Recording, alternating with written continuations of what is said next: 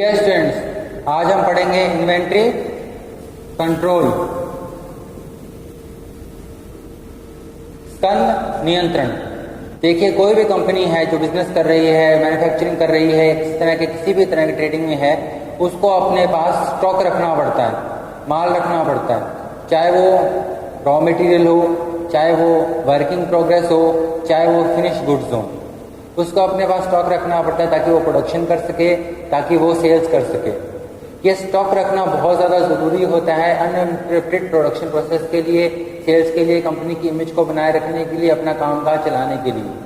और इसको कंट्रोल करना भी उतना ही ज़रूरी होता है। अब क्यों होता है इसका मैं आपको सिंपल तरीके से समझाने का प्रयास करता हूँ। आपके घरों में राशन आता है, तो राशन आप जो है स्टॉक करके रखते हैं। अब उसमें भी कुछ चीज़ें ऐसी होती हैं जो जल्दी ख़राब हो जाती हैं, जैसे दूध है, सब्जियां हैं, वो या तो डेली आती हैं, एक दो दिन के इंटरवल में आती हैं। लेकिन जो सामान लंबे समय तक चल सकता है वो आप इकट्ठा भी लेके आते हैं। तो अलग अलग सामान को अलग अलग ज़रूरतों के हिसाब से आप लेके आते हैं। उसमें कई चीज़ें आप ध्यान में रखते हैं। कहीं आपको डिस्काउंट मिल रहा होता है, कोई सेल्स लगी होती है, या बाज़ार में कीमतें बढ़ने का चांस होता है, तो आप पहले से इकट्ठा ले आते हैं। लेकिन वो भी आप उतना ही ला सकते हैं जितनी आपके उस जगह हो, जितना आपके उस बजट हो। आप बजट से बाहर सामान इकट्ठा नहीं खरीद सकते। आपको रख रखाव का भी देखना पड़ता है कि आप उनको संभाल के रख सकते हैं कि नहीं, आपके डब्बे हैं कि नहीं, आपके किचन में जगह है कि नहीं, आपके स्टोर में जगह है कि नहीं। तो आप सामान जो है या तो इकट्ठा लेके आते हैं, और दूसरा रहता है कि धीरे धीरे ला सकते हैं। अब उसमें कई चीज़ें ऐसी हैं, जैसे दूध है तो वो डेली ले आएंगे, लेकिन दालें वगैरह हैं इकट्ठी ला के रखेंगे। उसमें आप क्या कर सकते हैं, या तो आप एक सिस्टम बना सकते हैं कितने इतने टाइम के बाद लेके आएंगे। और जो सिस्टम बना के चलेंगे तो आपका काम ज़्यादा अच्छे से होगा। अब ऐसा तो नहीं है कि सुबह आप चाय बनानी है तो एक चम्मच चाय पत्ती लेके आए, दोपहर को चाय बनानी है तो फिर एक चम्मच चाय पत्ती लेके आए, यानी कि बार बार आप बाजार जाएंगे। और ऐसा भी नहीं है कि आप इकट्ठा ही ला के रख लेंगे और आपका सामान खराब हो जाएगा, आपको कोई आइडिया नहीं कितनी ज़रूरत है कितनी नहीं। तो आप घर में जो राशन लेके आते हैं उसमें भी ये सब विचारधारा देख के चलते हैं, सारी चीज़ें देख के चलते हैं। अपने परिवार के सदस्यों की क्या ज़रूरत है, कोई मेहमान आ जाएगा तो उसको कैसे हैंडल करेंगे, बाज़ार में मान लीजिए शॉर्टेज अचानक हो जाए तो, जैसे अब कोरोना काल था तो हमने सबने थोड़ा थोड़ा स्टॉक पहले से करके रखा, क्योंकि हमको लगा था अचानक से सप्लाई बंद हो सकती है। इसलिए अलग अलग परिस्थितियों में हम भी अपने घर में राशन को मेंटेन करके रखते हैं, अपनी ज़रूरतों के हिसाब से, अपने पॉकेट के हिसाब से। उस हिसाब से जैसे हम चलते हैं वैसे ही बिजनेस को भी चलना पड़ता है। ये अलग बात है कि बिजनेस का जो स्तर है वो एक अलग किस्म का होता है, लेकिन बिजनेस भी स्टॉक को इसी प्रकार हैंडल करता है, इन्वेंट्री को इसी प्रकार कंट्रोल करता है। इसको कहते हैं इन्वेंट्री मैनेजमेंट, यानी कि जो आपके पास स्कंद है उसको आप कैसे रखते हैं। उसमें दो चीज़ें होती हैं, एक होता है शॉर्टेज यानी कि कमी आ जाना, एक होता है एक्सेस। ये शॉर्टेज भी गलत है और ये एक्सेस भी गलत है। आप ना तो अपना सामान शॉर्टेज होने दे सकते हैं, ना ज़्यादा एक्सेस होने दे सकते हैं।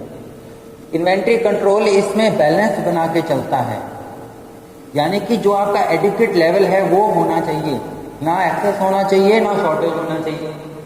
अब मान लेते हैं शॉर्टेज है, शॉर्टेज के कई नुकसान हैं। आपका प्रोडक्शन प्रोसेस रुक जाता है, उत्पादन कर रहे हैं और कच्चा माल नहीं है तो कैसे करेंगे, वर्किंग प्रोग्रेस नहीं है तो कैसे करेंगे।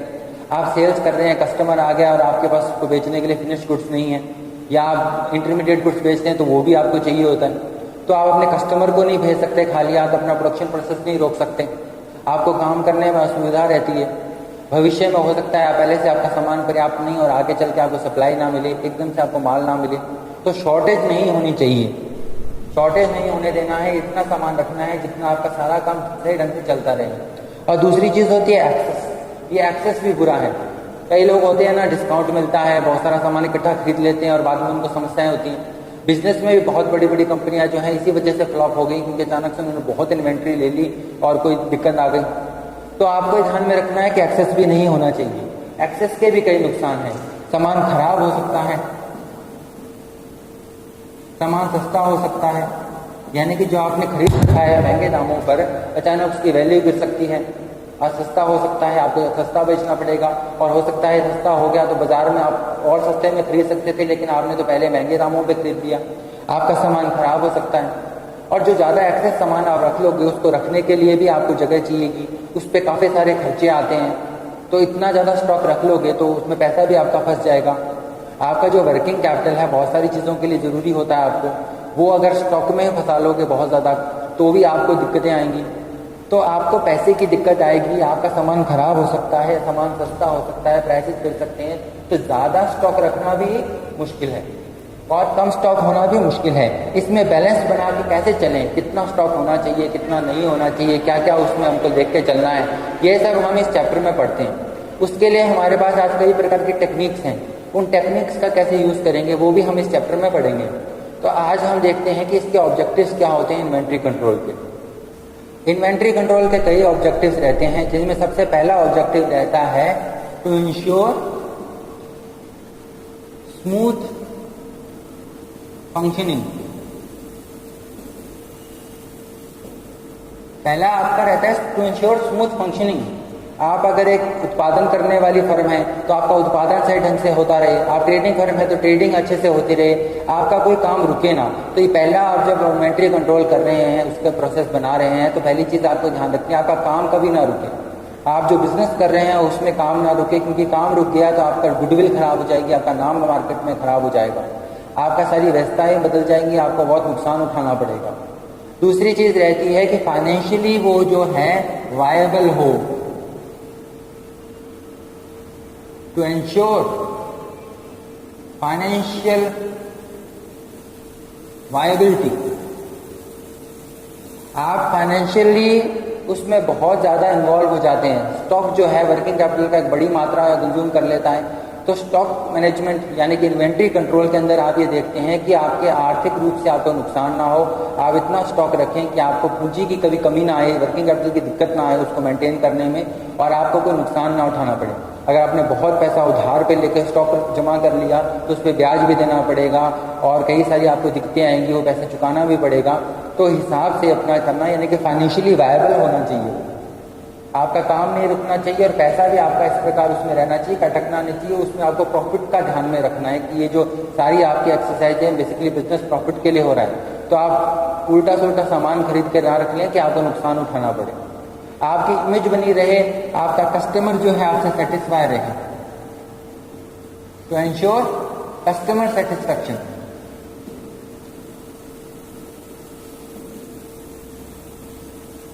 आपका कस्टमर भी आपसे सेटिस्फाई रहे, स्टॉक इतना रहे कि आपका कस्टमर कभी आपसे खाली हाथ ना जाए।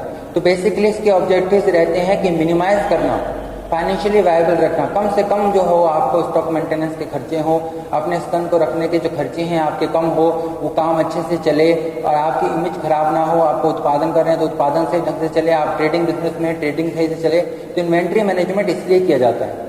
कोई भी कंपनी इन्वेंट्री क्यों रखती है, नोट कर लीजिए, वो इसलिए इन्वेंट्री रखती है, स्टॉक इसलिए रखती है ताकि कस्टमर खाली हाथ ना जाए, उसका प्रोडक्शन ना रुके।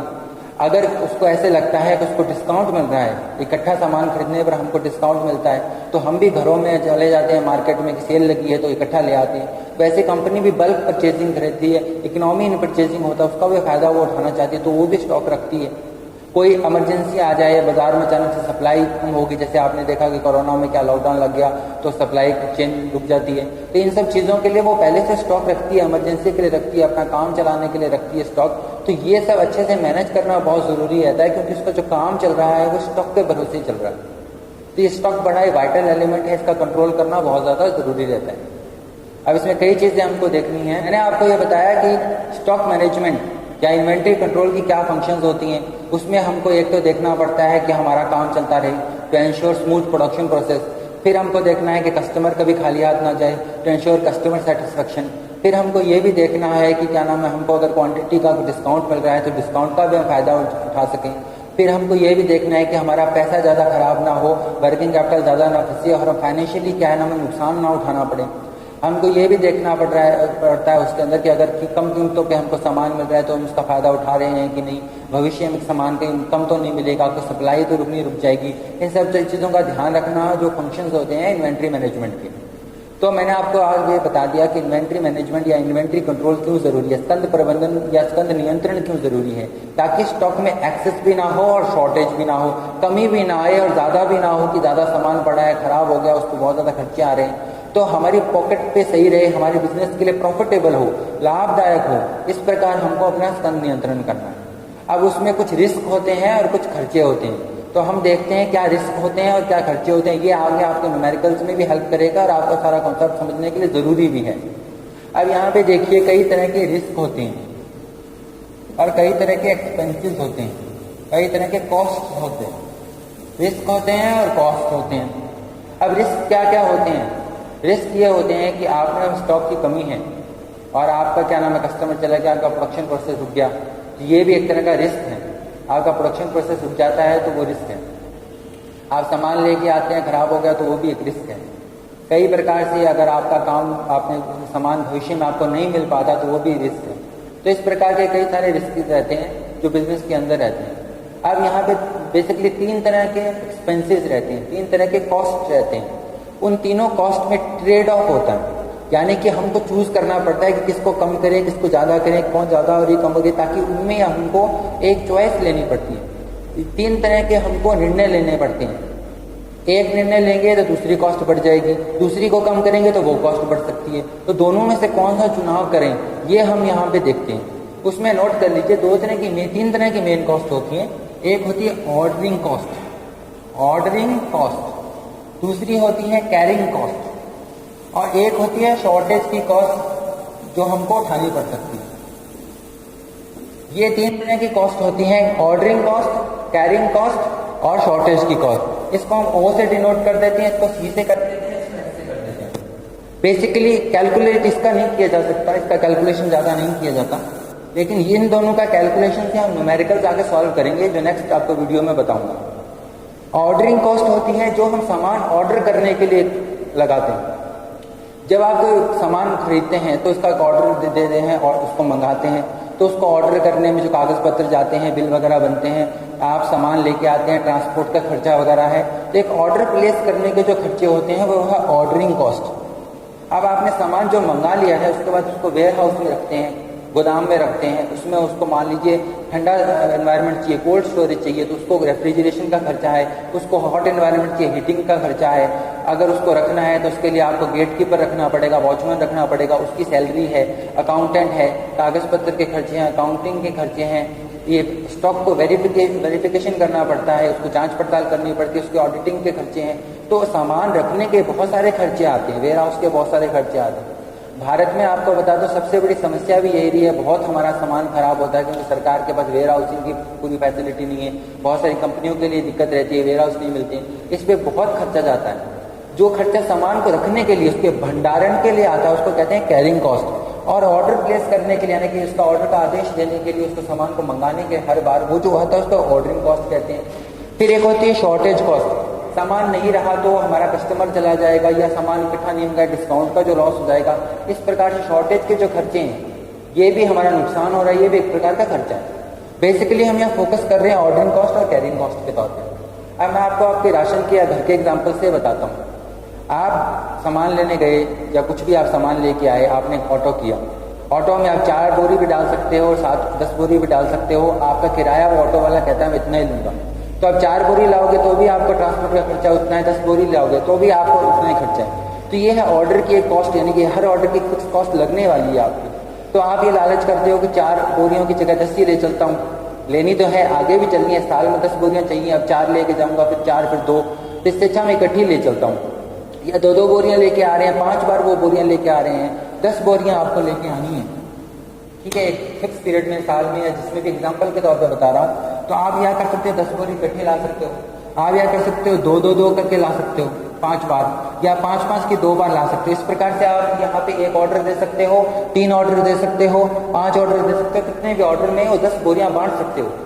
और हर बार मान लीजिए आपको कहा जाता है कि एक ट्रक में 10 बोरियाँ आ जाएंगी, तो आप सोचते हो एक बार में ले आऊँ, लेकिन 10 बोरियाँ जो इकट्ठी लेके आओगे उस पर कैरिंग कॉस्ट लगेगी, यानी कि उसको रखने के खर्चे लगेंगे। वो खराब भी हो सकता है, उसका भंडारण करना, उसके लिए आपको जगह निकालनी पड़ेगी, उसकी व्यवस्था करनी पड़ेगी, तो उस पर भी खर्चे आएंगे। अब यहाँ पे आप खर्चा बचाते हो तो यहाँ खर्चा ज़्यादा लगता है, इसको कम करते हो तो ये बढ़ जाता है। तो इसको कम करना है, इसको बढ़ाना है, इस पर कितना खर्चा आ रहा है या इस पर कितना खर्चा आ रहा है, ये दोनों आपके पास विकल्प है। तीसरा है काम नहीं है तो क्या खर्चा आ रहा है, इन तीनों में आप चॉइस करते हो। ऑर्डर में कॉस्ट करते हो, आप इकट्ठा ले आते हो तो संभाल के रखना पड़ता है, या अगर आप बार बार आप सोचते हो कि उसको संभाल के रखने का खर्चा नहीं उठाना, हमको उसको संभाल नहीं सकते, खराब हो जाएगा, तो उसका नुकसान हो सकता है, वो कट सकता है, फट सकता है, चूहे खा सकते हैं, या और कोई नुकसान हो सकता है, उसको रखने की जगह नहीं है आपके पास, आप एक एक बोरी करके लाते हो तो 10 बार आपका ट्रांसपोर्ट का खर्चा आएगा। तो इस प्रकार दोनों में आप चुनाव करते हो, कैरिंग कॉस्ट में और ऑर्डरिंग कॉस्ट में, भंडारण के खर्चों में और बार बार ऑर्डर करने की, आने का उसका आदेश करना, उसको मंगाने के खर्चों में, दोनों में आप चॉइस करते हो। दोनों की अपने अपने खर्चे हैं, अपने अपने नुकसान हैं, दोनों में हमारा एक ट्रेड ऑफ होता है, ट्रेड ऑफ, यानी कि ये इस पे ये करें कि ये करें। और तीसरा होता है जैसे हमारा शॉर्टेज का खर्चा हो गया, कोई डिस्काउंट मिल रहा है, वो लूज कर रहे हैं। तो इन तीनों को ध्यान में रखते हुए, इन रिस्क को ध्यान में रखते हुए, जो हमारी जोखिम है इन्वेंट्री ना होने के और ज़्यादा इन्वेंट्री होने के, वो कॉस्ट कौन कौन से पड़ने, ऑर्डरिंग कॉस्ट और कैरिंग कॉस्ट, ये बहुत महत्वपूर्ण है। इनमें आप एक तरह का चुनाव करते हो, तो इसमें आप सारी बातें ध्यान में रखें कि हम रखें कि ना रखें। चॉइस क्या है आपके पास, ज़्यादा रखें कि कम रखें, रखें कि ना रखें, कितना कब रखें, राइट प्लेस पे, राइट टाइम पे, राइट अमाउंट का स्टॉक होना चाहिए। बेसिकली इन्वेंट्री कंट्रोल है क्या, right place, right time, right cost, right quantity, सही कीमत पे, सही जगह पर, सही मात्रा में आपके पास सामान है कि नहीं, यही है स्कंद नियंत्रण, यानी कि इन्वेंट्री कंट्रोल। इसके सभी खर्चों का ध्यान में रखना पड़ता है कि उसको रखने का कितना खर्चा है, बार बार लाने का कितना खर्चा है, तो इकट्ठा लेके आके रख ले ताकि बार बार लाने का खर्चा ना पड़े, या फिर इकट्ठा रख के जो खराब हो सकता है, या आपका भंडारण के जो खर्चे हैं वो देखें, दोनों में आप चुनाव करेंगे। इस प्रकार हम इन्वेंट्री कंट्रोल में सारे फैसले लेते हैं। हम ऑब्जेक्टिव डिसाइड करते हैं कि हमारा ऑब्जेक्टिव क्या है, कितनी मात्रा लानी है, क्या हमारा प्लान है, डिमांड कितनी होगी, प्रोडक्शन कैसा करना है, इन सब फैक्टर्स को ध्यान में रख के हम ये इन्वेंट्री कंट्रोल करते हैं। तो आज मैंने आपको बताया कि इन्वेंट्री कंट्रोल होता क्या है, स्कंद नियंत्रण होता क्या है, उसमें हम क्या क्या बातें ध्यान में रखते हैं। ऑर्डरिंग कॉस्ट और कैरिंग कॉस्ट बेसिकली होती क्या है, कैरिंग कॉस्ट भंडारण के खर्चे, ऑर्डरिंग कॉस्ट बार बार ऑर्डर प्लेस करने के खर्चे। और मैंने ये भी बताया कि स्कंद ना होने से आपको क्या क्या नुकसान हो सकते हैं, आपका उत्पादन रुक सकता है, आपके जो वर्कर हैं वो खाली बैठे रह सकते हैं, उनको तो तनख्वाह आपको देनी ही पड़ेगी, सामान हो या ना हो। इस प्रकार के कई सारे फालतू खर्चे आपको उठाने पड़ सकते हैं, और आपके जो कस्टमर है वो आपसे नाराज हो सकता है, आपके मार्केट में गुडविल खराब हो सकती है, तो ये आपको नुकसान उठाने पड़ते हैं, इससे भी आपको बचना है। सारी बातों को ध्यान में रखकर आप अपना इन्वेंट्री कंट्रोल करते हैं। अगले वीडियो में मैं आपको बताऊंगा फैक्टर्स क्या हैं, कौन कौन से घटक इसको प्रभावित करते हैं। फिर उससे अगले वीडियो में हम टेक्निक्स पढ़ेंगे। Thank you.